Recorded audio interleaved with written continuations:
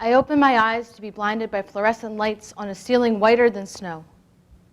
I look around to see I am surrounded by 4 more of such colored walls, walls that seem to close me in. I realize this is not home to me. A song starts to form in my head. The song of a heart monitor beeping, the sound of bustling footsteps off in the distance, the low mumble of voices. Do I hear somebody crying? I look down to see myself entrapped in wires, wires that look somewhat like veins, veins that remind me of the ones that I had tried to cut. I had tried to cut them to stop the blood from flowing.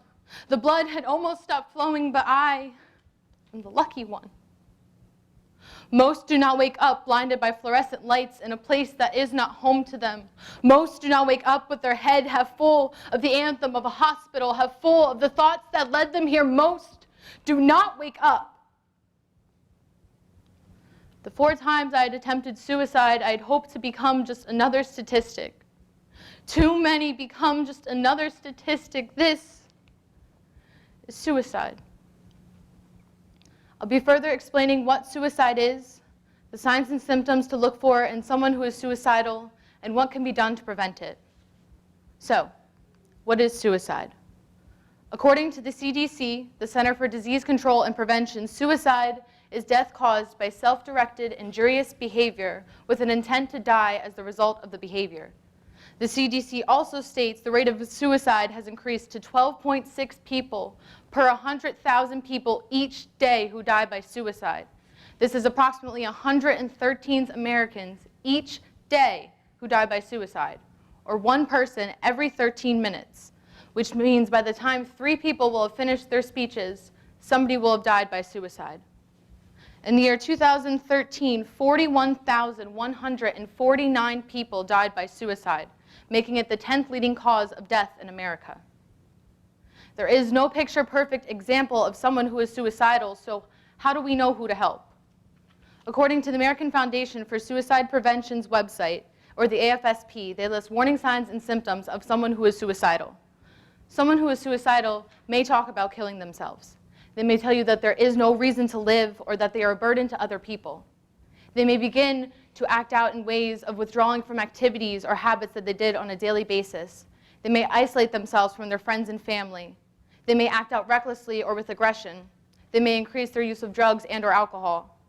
Someone who is suicidal may display moods of rage or irritability. They may display moods of anxiousness or even depression. Now, just a disclaimer, because someone isolates themselves from their friends and family for a day does not mean that they are suicidal. Everybody has days when they're anxious, depressed, or even angry.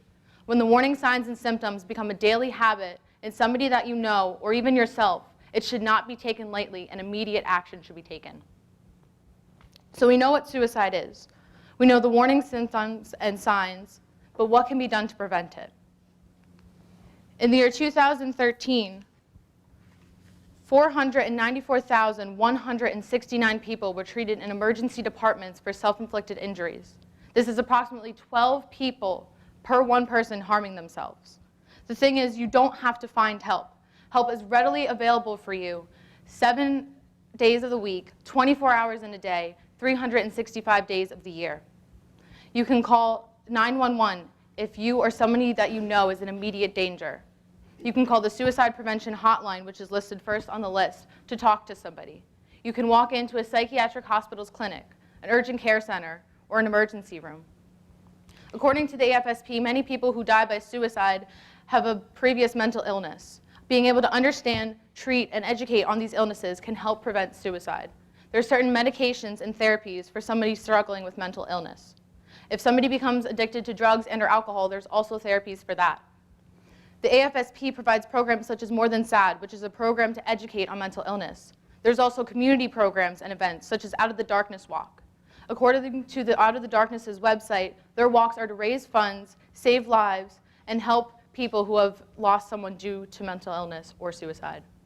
In closing, when I began, I described what it is like to wake up in a hospital, a place that is not home to you, attached to wires, realizing you do not become just another statistic, but many before you have.